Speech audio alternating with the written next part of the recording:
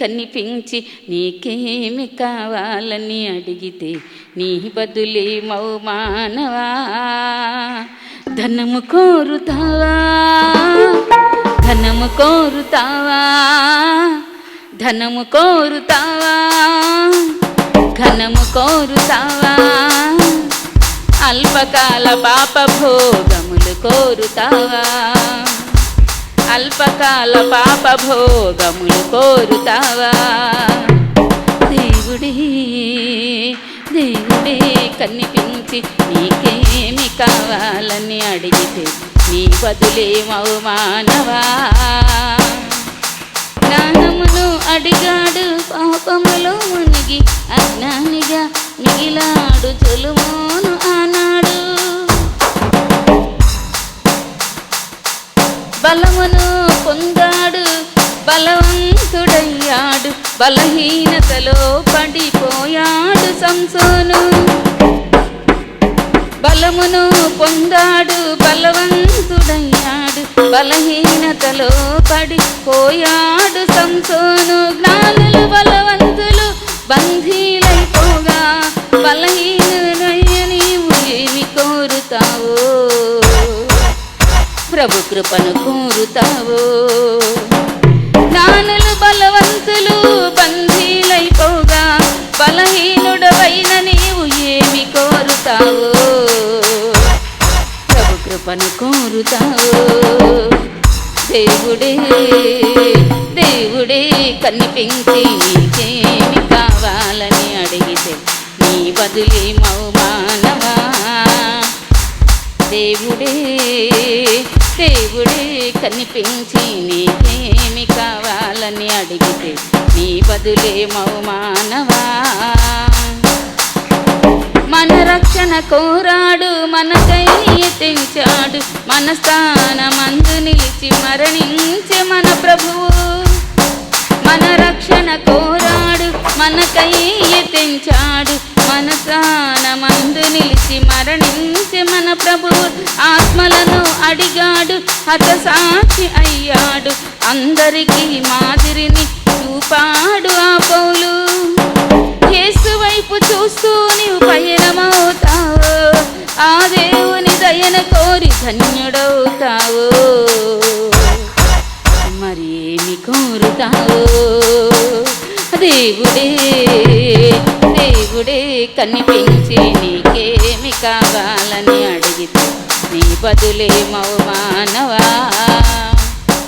దేవుడే దేవుడే కనిపించి నీకేమి కావాలని అడిగితే నీ బదులే మానవా. ధనము కోరుతావా, ధనము కోరుతావా, ధనము కోరుతావా, ఘనము కోరుతావా, అల్పకాల పాప భోగములు కోరుతావా, అల్పకాల పాప భోగములు కోరుతావా. దేవుడే దేవుడే కనిపించి నీకేమి కావాలని అడిగితే నీ బదులే మానవా. దేవుడే దేవుడే కనిపించి నీకేమి కావాలని అడిగితే నీ బదులే మానవా. Glory glory glory glory glory God. Hallelujah hallelujah hallelujah hallelujah hallelujah hallelujah. దేవుని పరిశుద్ధ నామానికి మహిమ కలుగును గాక. ఆమేన్ ఆమేన్ ఆమేన్ ఆమేన్. దినవృత్తాంతాల గ్రంథము ఇక్కడ మనం చూస్తే 2వ దినవృత్తాంతాల్లో ఈ యొక్క రాజుకి దేవుడు ఐశ్వర్యాన్ని ఘనతను అడగలేదట. ఈయన అడగకపోయినా నేను నీకు ఇస్తున్నాను అన్నాడు దేవుడు. నీ వంటి రాజు ముందు లేడు, నీ వంటి రాజు వెనకాల ఉండడు. సరే, నువ్వు ఏమడిగావు? బుద్ధి జ్ఞాన వివేకముల హృదయం అడిగావు. ఎందుకు? నా జనులకు న్యాయము తీర్చటానికి అని. దేవుడు ఎంతో సంతోషించి నీవు అడక్కపోయినా సరే ఏమన్నాడు? 9, నీవు అడక్కపోయినను ఐశ్వర్యమును ఘనతను నేను నీకు ఇస్తున్నాను, నీవు అడగకపోయినా సరే. హల్లెలూయా. ఎందుకు? న్యాయం తీర్చడానికి నాకు జ్ఞానం కావాలి ప్రభువా, నువ్వు అడిగావు, అది నాకు ఇష్టమయ్యింది. నువ్వు అందుకే నువ్వు అడగకపోయినా ఇంత గొప్పదైన నీ జనమునకు న్యాయము తీర్చగలవాడెవడు?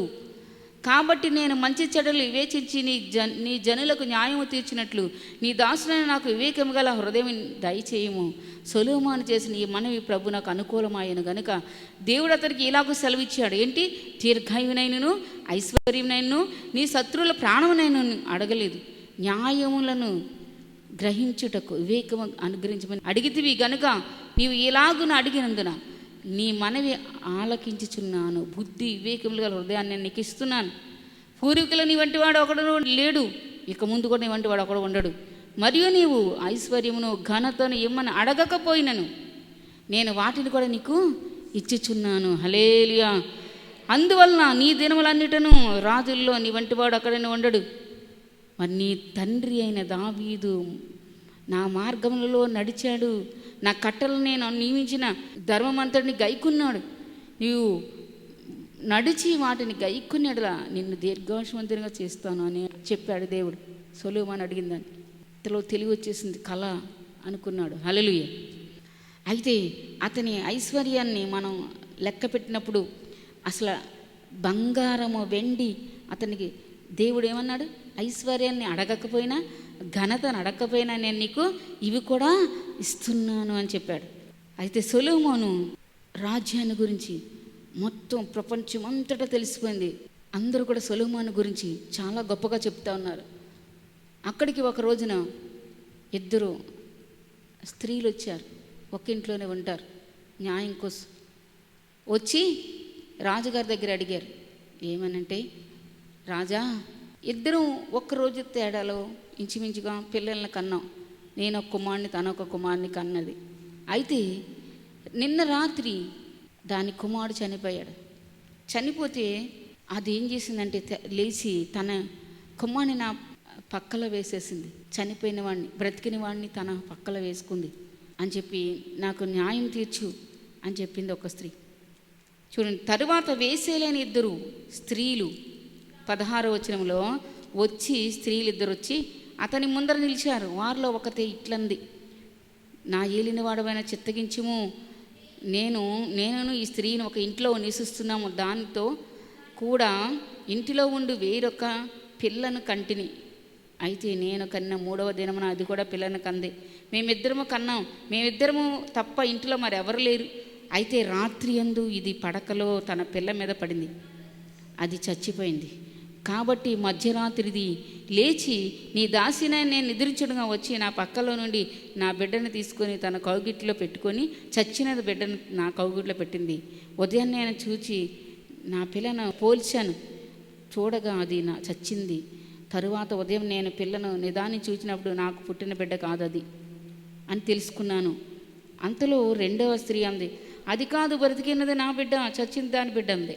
హల్లెలూయా. అయితే ఇద్దరికి వాదం వచ్చేసింది. దైవ జ్ఞానం పొందుకున్నాడు కదా రాజు. అయితే ఇద్దరు ఇలా వాదాలు పట్టుకుంటున్నారు. నా బిడ్డ చచ్చిందంటే నా బిడ్డ బ్రతికింది. ఇద్దరు ఒకటే చెప్తున్నారు, నా బిడ్డే బ్రతికింది, నీ బిడ్డ చచ్చింది. ఈ ప్రకారంగా వారు రాజు సమ్ముఖంగా మనవి చేశారట. రాజు బ్రతికినది నా బిడ్డ, చచ్చింది నీ బిడ్డ అని ఒకటి, రెండవది అలాగే చెప్తున్నారు. చచ్చింది నీ బిడ్డ, బ్రతికింది నా బిడ్డ అని చెప్తున్నది. గనుక కత్తి తెమ్మన్నాడట రాజు. చూడండి, కత్తి తెమ్మన్నాడట. దైవ జ్ఞానం కదా. కత్తి తెమ్మన్నాడట, ఆజ్ఞ ఇచ్చాడట. వారు ఒక కత్తి రాజు సన్నిధికి తేగా రాజు 2 భాగములుగా బ్రతికుండి బిడ్డను చేసి సగము దీనికి సగము దానికని చెరి సగము ఇవ్వాల్సిందిగాని ఆజ్ఞ ఇచ్చాడట. చంపేసేయండి, ఎందుకంటే బతుకుందే ఇద్దరు బిడ్డ అంటున్నారు కదా, చంపేసి చెరుకో సగం ఇచ్చేసేయండి అన్నాడట రాజుగారు. అంతటా బ్రతికి ఉన్న బిడ్డ యొక్క తల్లి తన బిడ్డ విషయమే పేగులు తరుక్కొని పోయినదై, బ్రతికి ఉన్న బిడ్డ యొక్క తల్లి పేగులు తరుక్కుపోతాయి కదండి, ఎందుకు చంపేస్తారు నా బిడ్డనని తరుక్కుపోయినదై రాజు నా ఏలినవాడా బిడ్డను ఎంత మాత్రమో చంపక దానికే ఇప్పించమని మనవి చేసిందట. హల్లెలూయా. చూసారా, నా ఏలినవాడా చంపొద్దయ్యా, ఆ బిడ్డను దానికే ఇప్పించే. ఆ రెండవ స్త్రీ అందట, అది నాదైనను దానిదైనా కాకుండా చెరిసాగం చేయమందట, చంపేసి. రెండవది. అయితే రాజు ఏమన్నాడంటే, అందుకు రాజు బ్రతికి ఉన్న బిడ్డను ఎంత మాత్రమో చంపక మొదటి దానికి ఇయుడి. హల్లెలూయా. దాని తల్లి అదే అని తీర్పు తీర్చాట రాజు. హల్లెలూయా. బాలుడు చిన్నవాడు అయినా సరే దైవ జ్ఞానం కదండి. అంతటి ఇశ్రాయేలులందరూ రాజు తీర్చిన తీర్పునకు విని న్యాయం విచారించడం రాజు దైవ జ్ఞానం పొందినవాడని గ్రహించి అతనికి భయపడ్డారట. హల్లెలూయా. ఈ గొప్ప రాజు ఎంత జ్ఞానం కలిగి న్యాయం తీర్చారు చూసారా. బ్రతికున్న బిడ్డ తల్లి చంపొద్దు నా బిడ్డనే, దానికి ఇప్పించి ఎక్కడున్నా బతుకుంటే చాలులే అనుకుంది. కానీ ఇంకొకటి ఏమంటుంది, ఎవరిది వద్దు, దానికి ఉండకూడదు నాకు ఉండకూడదు, చెరిసాగం చేసేయండి, బతుకున్న బిడ్డని చంపేసేయండి అంటుంది. చెరిసాగం చేసి చెరుకు మొక్క ఇచ్చేయండి అంటుంది. ఎంత ఘోరం చూసారా. ఎందుకు తన బిడ్డ కాదు కాబట్టి. ఆ విధంగా దైవ జ్ఞానం పొందుకొని రాజు తన ప్రజలకి, దేవుని ప్రజలకు న్యాయం తీరుస్తూ వచ్చాడు. దేవుడు అడిగినంతకంటే తనకి ఐశ్వర్యాన్ని అంత ఇచ్చాడంటే చెప్పలేనంతగా ఉంది. ఒకరోజు షేబ దేశపు రాణి రాజుగారి గురించి వీళ్ళంతా ఎంత బాగా చెప్తున్నారు, నేను కూడా వెళ్ళి చూస్తాను ఆ రాజుకి ఎంత ఐశ్వర్యం ఉందో అనుకుందట. అనుకుని ఒకరోజు వచ్చింది, రాజుగారి దగ్గరికి వచ్చింది, తన పరివారాన్ని వెంట పెట్టుకొని వచ్చింది. అటు 9వ అధ్యాయం 2వ దినవృత్తాంతాలు 9లో శాపదేశపు రాణి సొలొమోను గూర్చిన ప్రసిద్ధిని విన్నప్పుడు ఏముందట, అక్కడ గూఢమైన ప్రశ్నల చేత సొలొమోనుని శోధించాలని కోరుకొని మిక్కిలి గొప్ప పరివారాన్ని వెంట పెట్టుకొని గంధవర్గాలను విస్తారము బంగారమును రత్నములను ఒంటెల మీద ఎక్కించుకొని యెరూషలేమునకు వచ్చెను. హల్లెలూయా. విస్తారమైన బంగారాన్ని గంధవర్గాల్ని ఒంటెల మీద రత్నాలను ఎక్కించుకొని వచ్చినట్టు రాజుగారి గురించి విని 8:17లో ఉంది. సొలొమోను ఎదోము దేశం యొక్క సముద్రపు ధరన ఎసోన్గెబెరునకును ఏలతునకును పోగా హీరాము తన పనివారి ద్వారా వాడలను నడుపుటయందు యుక్తిగల పనివారిని పంపెను. వీరు సొలొమోను పనివారితో కూడా ఓఫీరునకు పోయి అక్కడ నుండి 900 మణుగుల బంగారమును ఎక్కించుకొని రాజైన సొలొమోను వద్దకు తీసుకుని వచ్చిరి. హల్లెలూయా. సరే, రాజైన సొలొమోను దగ్గరికి 900 మణుగుల బంగారాన్ని తీసుకొచ్చారట. ఎవరు?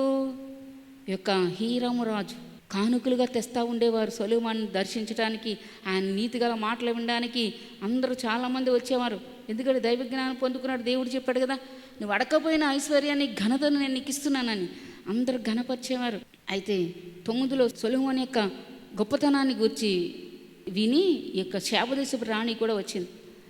ఒంటెల మీద బంగారాన్ని గంధవర్గాన్ని రత్నాలను ఎక్కించుకొని తన పరివారంతో యెరూషలేమునకు వచ్చిందట. ఆమె సొలొమోను వద్దకు వచ్చి తన మనసులోని విషయములన్నిటినీ గురించి అతనితో మాట్లాడిందట. సొలొమోను ఆమె ప్రశ్నలన్నీ ఆమెకి విడదీసి చెప్పాను.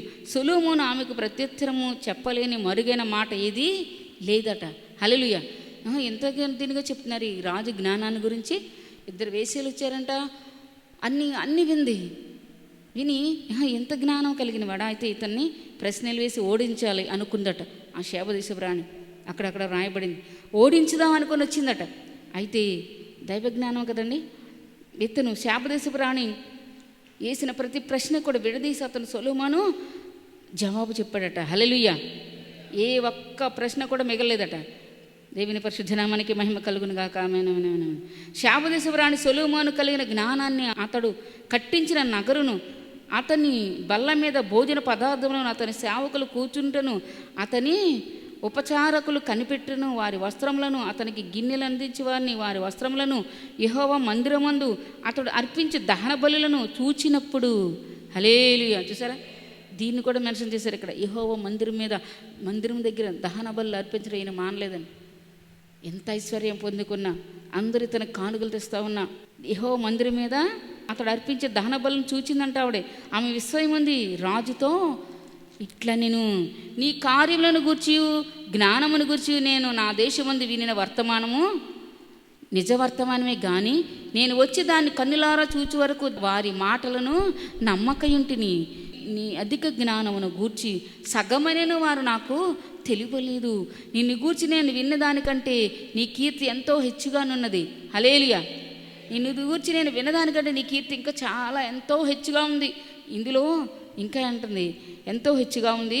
నీ సేవకుల భాగ్యము మంచిది, ఎల్లప్పుడూ నీ సముఖమున నిలిచి నీ జ్ఞాన సంభాషణ వినుచుండు. నీ సేవకులైన వీరి భాగ్యం మంచిది. నీ దేవుడని యెహోవా సన్నిధిని నీవు రాజువై ఆయన సింహాసనం మీద ఆసీనువై ఉన్నట్లు నీ యందు అనుగ్రహం చూపినందుకు నీ దేవుడని యెహోవాకు స్తోత్రములు కలుగునుగాక అంది. హల్లెలూయా. ఈమె అన్యదేశపు రాణి నీ దేవుడని యెహోవాకి స్తోత్రాలు కలుగునుగాక అంటుంది. చూసారా, ఎంతో ఈమె తెచ్చిందంటే చూడండి, ఎండి బంగారాలు రత్నాలు. ప్రతి ఒక్క రాజులు కూడా సొలొమోను జ్ఞానం మాటలు విందామని అతనికి కానుకలు తెచ్చేవారట. ఇతను మాత్రం దేవుని మందిరానికి వెళ్ళి బలులు అర్పిస్తూ ఉన్నాడు. హల్లెలూయా. దేవుని పరిశుద్ధ నామానికి మహిమ కలుగునుగా. ఆమేన్. ఈ రోజున దేవుని మందిరం రమ్మంటే ఎంతమంది వస్తారండి? దేవుని మందిరం అంటే చిన్న చూపు చూస్తున్నారా ఈ రోజున? అది మీకే బాధ. ఈయన రాజు మణుగులు బంగారాలు తెచ్చేవారు, ఇంటికి రత్నాలు తెచ్చేవారు. మనం చదివాం కదా 900 ఏంటి ఈ రాజు ఏం తెచ్చాడు? పనివారు వాడలు నడుపుట యందు యుక్తిగల హీరాము రాజు యుక్తిగల పనివారిని పంపేది. వీరు సొలొమోను పనివారితో కూడా ఓపీరునకు పోయి అక్కడ నుండి 900 మణుగుల బంగారమును ఎక్కించుకుని రాజైన సొలొమోనుకు తీసుకుని వచ్చారట. 8వ అధ్యాయం 17-18 వచనాలు చూసారా? అంత బంగారం ఎప్పుడు వస్తూ ఉండేది. 9వ అధ్యాయంలో నీ దేవుడు యెహోవాకు స్తోత్రము కలుగునుగా కంది. ఇశ్రాయేలును నిత్యము స్థిరపరచవలనన్న ఆలోచన నీ దేవునికి కలిగినందున నీతి న్యాయములను జరిగించటకే ఆయన నిన్ను వారి మీద రాజుగా నియమించెను అని చెప్పాను. ఆమె రాజునకు 200 మణుగుల 240 మణుగుల బంగారమును. హల్లెలూయా. చూడండి, రాజుకి ఏం చేస్తుంది ఆమె రాజునకు 240 మణుగుల బంగారమును విస్తారమైన గంధవర్గములను రత్నములను ఇచ్చెను. శాపదేశపు రాణి రాజైన సొలొమోనుకు ఇచ్చిన గంధవర్గములతో సాటి అయినదేదియో లేదు. అంత గంధపు వాసన, అంత మంచిది. మళ్ళీ ఇంకేం చేసింది? అంతేనా? గంధపు వర్గం మాత్రమే కాదు, ఆమె 240 మణుగులు బంగారాన్ని ఇచ్చిందట. సరే, విస్తారమైన గంధవర్గాల రత్నాలను ఇచ్చిందట. శాపదేశపు రాణి రాజైన సొలొమోనుకు ఇచ్చిన గంధవర్గంతో సాటి అనేది ఏదీ లేదు. ఇదిగాక ఓఫీరును బంగారము తెచ్చిన హీరాము పనివారును సొలొమోను పనివారును చందనపు రాణులను ప్రశస్తమైన రత్నములను కూడా కొని వచ్చిరి. ఆ చందనపు రాణుల చేత రాజు యెహోవా మందిరమునకును. చూసారా, మొట్టమొదటిగా యెహోవా మందిరానికి చేయించాడట ఈయన. ఏం చేశాడు? 11వ వచనంలో ఆ చందనపు రాణుల చేత రాజు యెహోవా మందిరమునకును రాజనగరునకును సోపానములను గాయకులకు తంబుర్లను సితారాలను చేయించెను. అటువంటి పని అంతకుముందు యూదా దేశం మంది ఎవ్వరునూ చూచి ఉండలేదు. అటువంటి గొప్ప జ్ఞానంతో ఆ చందనపు రాణులతో ఆ పని చేయించాడట దేవుని మందిరానికి. శాపదేశపు రాణి రాజులకు తీసుకుని వచ్చిన వాటికి అతడిచ్చిన ప్రతి బహుమానములు కాక అతను ఎక్కువ ఇచ్చాడట. అయినా సరే ఆమె మక్కువపడి అడిగినదంతా రాజు అయిన సొలొమోను ఆమెకి ఇచ్చాను. హల్లెలూయా. ఆమె ఇష్టంగా ఏదైతే అడిగిందో అంతా ఇచ్చాడట. తరువాత ఆమె తన సేవకులను వెంటబెట్టుకుని మరలి తన దేశానికి వెళ్ళిపోయిందట. హల్లెలూయా. దేవుని పరిశుద్ధ నామానికి మహిమ కలుగునుగాక. ఆమెన్. ఇంకా కిందకు చదివితే గంధవర్గంలో అమ్ము వర్తకులను ఇతర వర్తకులను కొని వచ్చి బంగారం కాక సొలొమోనుకు ఏటేటా వచ్చు బంగారము 1332 మణుగుల ఎత్తు. అరబీ దేశపు రాజు అందరూ దేశాధిపతులను సొలొమోనుకు బంగారమును వెండి తీసుకుని వచ్చిరి. హల్లెలూయా. దేవుని పరిశుద్ధ నామానికి మహిమ కలుగునుగాక. రాజు అయిన సొలొమోను సాగొట్టిన బంగారంతో అలుగులుగులు గల 200 డాళ్లను చేయించాను. ఒక్కొక్క డాలర్నకు 600 తులముల బంగారం పట్టిను. ఇలా చదువుకుండా వెళ్ళి తర్వాత ఇంటి దగ్గర అంత బంగారం. ఎందుకు? నీవు అడక్కపోయిన ఐశ్వర్యాన్ని ఇస్తాను నేను నీకు, ఘనతను. సొలొమోను దగ్గర చాలా జ్ఞానం ఉందంట, చాలా బంగారం ఉందంట. వెళ్ళి చూద్దాం అని ప్రతి దేశం నుండి ప్రతి రాజులు రాణులు వచ్చి అతనికి మణుగులు బంగారాలు ఇచ్చేవారు. హల్లెలూయా. చాలా గొప్పగా దేవుని నామానికి ఘనత ఇచ్చే విధంగా వాడుకున్నాడు దేవుడు తనని. చూసారా? ఆ విధంగా ప్రభు మనకందరికీ సాయం చేయడం కాదు దేవుడు వాక్యం నుంచి నాకు.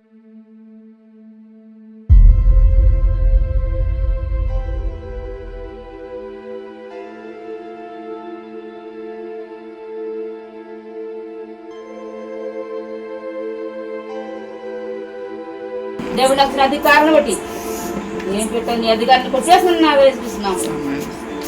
వెళ్ళిపోవు, దీనిలో పంపించేస్తాను. లేదు వెళ్ళిపోతున్నావా? ఏం పెట్టావు? నువ్వే పెట్టావు. ఇది ఎన్నాళ్ళైంది వచ్చి? ఎన్నాళ్ళు తెలుసు అయితే ఎన్నాళ్ళైంది? 2 నెలలైందా? ఏం బాధలు పెట్టావు? కాలు బాధలు పెట్టావు.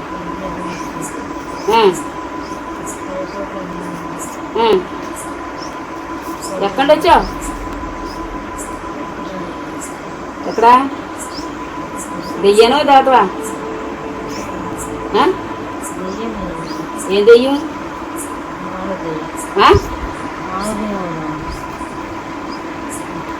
ఎక్కడపడి వచ్చావా? తొక్కిందా ఏంటి? ఎక్కిందా?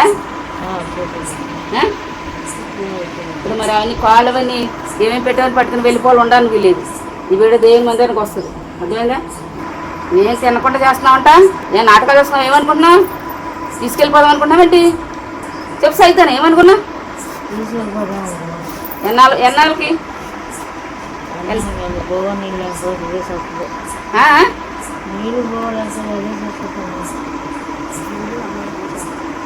ఏంటది?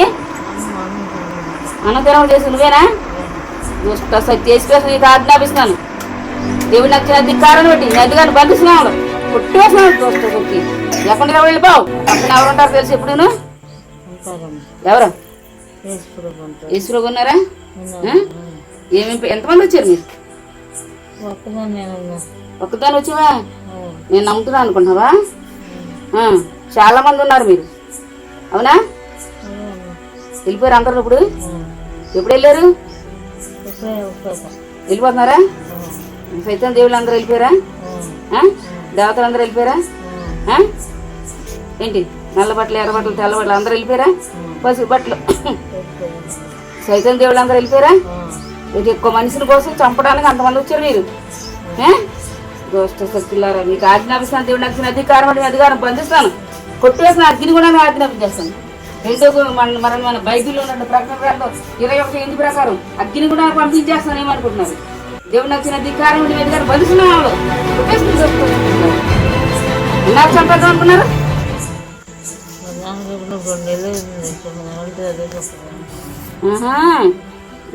అయిపోవాలి ఉండడానికి వీలేదు. Come on come out. ఇంకేం చేశారు? ఎవరికన్నా ఉన్నారు ఇక్కడ? వీళ్ళ ఇంట్లో ఎవరికన్నా ఉన్నారా?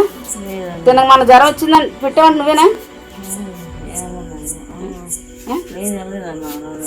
వాళ్ళ మీదకి వెళ్ళదా? ఇంకెవరి మీదకి వెళ్తున్నా? ఎవరి మీదకి వెళ్ళాలని వీళ్ళు వెళ్ళిపోవాలి ఇక్కడ నుండి. అర్థమైందా? నేను కోసం ప్రార్థన చేస్తాను. తెలుసా నేను ఎవరో? నీళ్ళు కూడా తాగనట్లేదా? వామిటింగ్స్ పెట్టావంట? ఇంకేం పెట్టావు? వాంతులేనా? ఏమేమి పెట్టావని పట్టుకుని వెళ్ళిపోవాలి. యేసుక్రీస్తు నామములో నీకు ఆజ్ఞాపిస్తున్నాను. దేవుడు నచ్చిన అధికారాన్ని బట్టి యేసుక్రీస్తు ప్రభు ఎవరో? రక్తం చెందిన దేవుడు. ప్రతి ఒక్క మనిషి కోసం ప్రాణాన్ని బలిగా అర్పించిన దేవుడు. తెలుసా? ఆయన రక్త ప్రోక్ష మాసాలకు అద్రక్తమైన పరమాత్మైన పునీత బలియోగానే ఉంది. వేదాలు సామ్యాగంలో రుకులేగా తెలుసా? యేసు ప్రభు రక్తం చెందిన దేవుడు. మనిషి పాపాల పోవాలి రక్తం చెందించబడాలి. పరిశుద్ధుడు దేవుని రక్తమై ఉండాలి. దెబ్బల మీద వెళ్ళడానికి వీళ్ళు ఏమేమి పెట్టాము? ఇంకా ఏమన్నా ఏం చెప్పండి. అన్ని పట్టుకుని వెళ్ళిపోవాలి. అర్థమైందా? వెళ్ళిపోతున్నావా? ఉండడానికి వీలేదు. ఆ కాళ్ళు నొప్పి ఏంటి, బరువులు ఏంటి, కోట్లు ఏంటి ఏమి ఉండకూడదు. కొత్త వస్తుంది చేసిన వాళ్ళు మంచుకున్నా లేదు కదా నన్ను కొట్టేసిన వాళ్ళు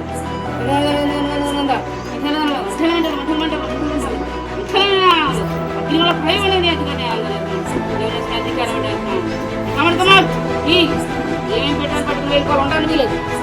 ఎందుకంటే బలిస్తున్నాము కొట్టేసిన అగ్నిలో పడవస్తున్నాం. 2 మంది అగ్నిలో మరిస్తున్నాము.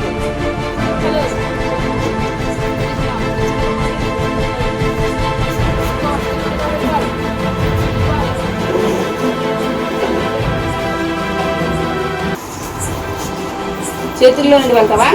అలా వెళ్ళిపోవాలి. చేతుల్లో నుండి ఎడం చేతుల్లో ఉంటుంది. ఎడం చేతిలో ఉంటుంది.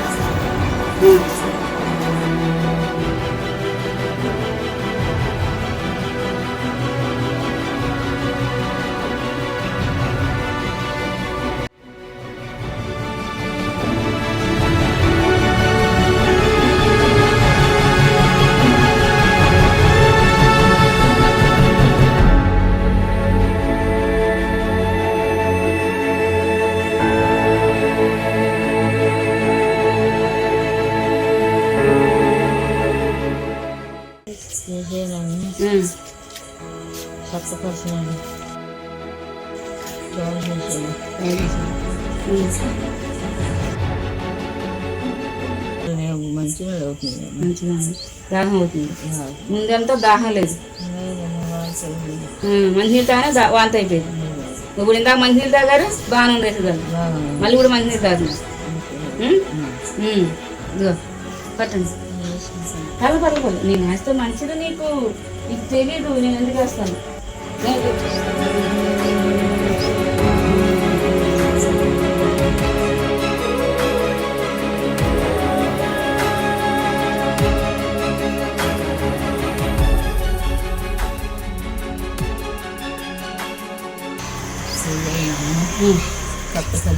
వస్తూ వచ్చింది ఆయనకే మహిమ. ముట్టుకున్నాడు, హల్లెలూయా, ఏసయ్య నన్ను చేర్చుకున్నాడు, హల్లెలూయా, ఏసయ్య నన్ను గుడుగు రమ్మని కేకేస్తున్నాడు, హల్లెలూయా, వస్తానని చెప్పినానమ్మా, హల్లెలూయా, ఏసయ్య నన్ను రామన్నాడమ్మా, హల్లెలూయా. వస్తానని చెప్పినాను. చెప్తున్నావా? ఇప్పుడు రమ్మంటున్నారా నిన్ను? ఇప్పుడు ప్రార్థన చేసినాక రామన్నాడు. రమ్మన్నాడా? హల్లెలూయా, హల్లెలూయా, హల్లెలూయా.